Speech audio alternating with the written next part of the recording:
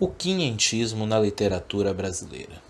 Bom, o quinhentismo é o período literário, que na verdade é um período de registros de textos que falam justamente desse momento das grandes navegações na história de Portugal e que vão culminar, obviamente, na descoberta do Brasil.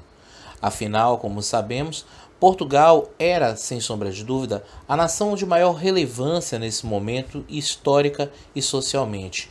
É um momento em que Portugal domina as grandes navegações. A figura de Portugal é tão grande que chega a se criar o mito da Escola de Sagres, uma escola que formava inúmeros marinheiros que desbravavam além mares e conseguiam estabelecer rotas num período em que uma viagem atlântica era quase uma viagem espacial. Obviamente que a gente tem que pensar que isso tinha um objetivo extrativista, e não só extrativista, havia também, claro, um objetivo metalista, afinal é a ideia de se buscar recursos, de se buscar aquilo que não se encontrava na Europa em abundância, afinal ninguém é tão bobo assim de achar que eles só vinham para cá com interesses nobres, lógico que não.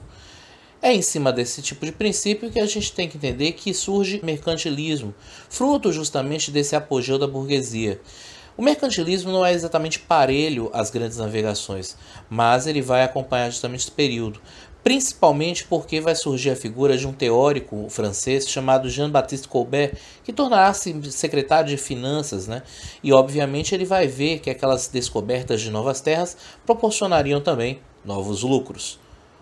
Logicamente que temos que pensar que isso também vai atingir Portugal. E em 1500, um navegador sem muita experiência chamado Pedro Álvares Cabral é designado para comandar uma, entre aspas, viagem às Índias, Só que essa viagem, na verdade, acabou tendo um desvio muito estranho na sua rota, indo parar em terras a oeste de Portugal, ou seja, as terras onde hoje estamos, as terras brasileiras. E mais estranho ainda é que essa viagem teve a presença de um escrivão-mor da corte portuguesa, que era um rapaz chamado Pero Vaz de Caminha.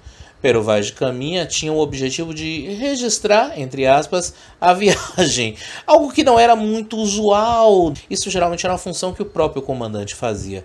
Obviamente que nós entendemos que haviam interesses por trás dessa viagem e que não são tão claros. Aliás, interessante, Pedro e Pero, na verdade, são a mesma designação nominal. O que eu me pergunto, será que já não havia uma pedra no caminho do Brasil?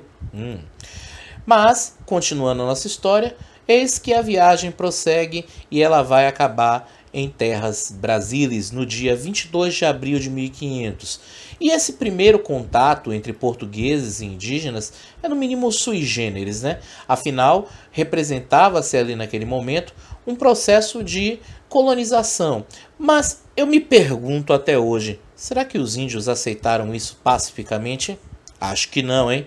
Então, a gente entende claramente que Portugal, quando chegou aqui, tinha o objetivo de tentar colonizar e se impor sobre aquele povo. O primeiro produto de exportação que ele vai encontrar aqui no Brasil é justamente o pau-brasil. Aliás, você deve estar se perguntando, por que o nome do Brasil é Brasil? É só por causa do pau-brasil? Não, meus filhos, meus amores. A verdade é que pau-brasil era a designação que vinha de um adjetivo, que era Brasil, que significava de brasa. Ou seja, e aí o que nós entendemos nessa história? Obviamente que aquilo precisava ser vendido para a coroa portuguesa como um Éden terrestre. Só que isso não era exatamente a realidade.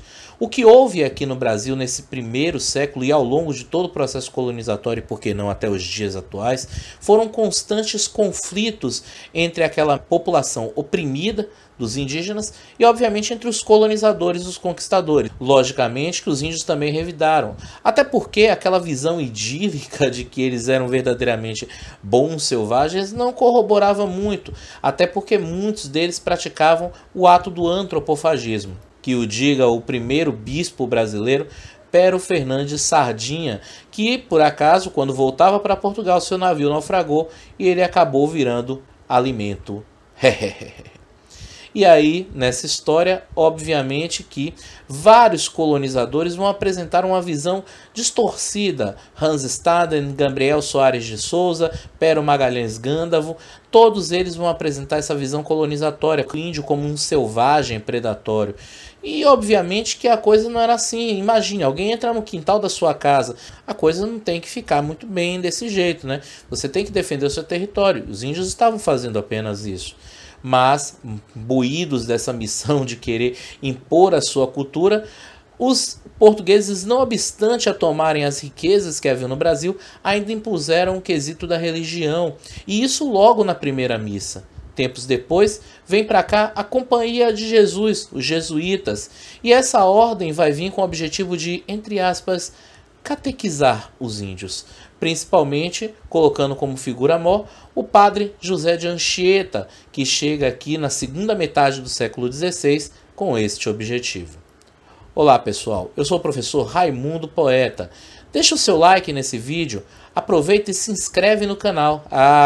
E ativa o sininho para receber também as notificações. Eu vou ficando por aqui, vou deixando para vocês um forte abraço, a gente se vê até lá. Tchau!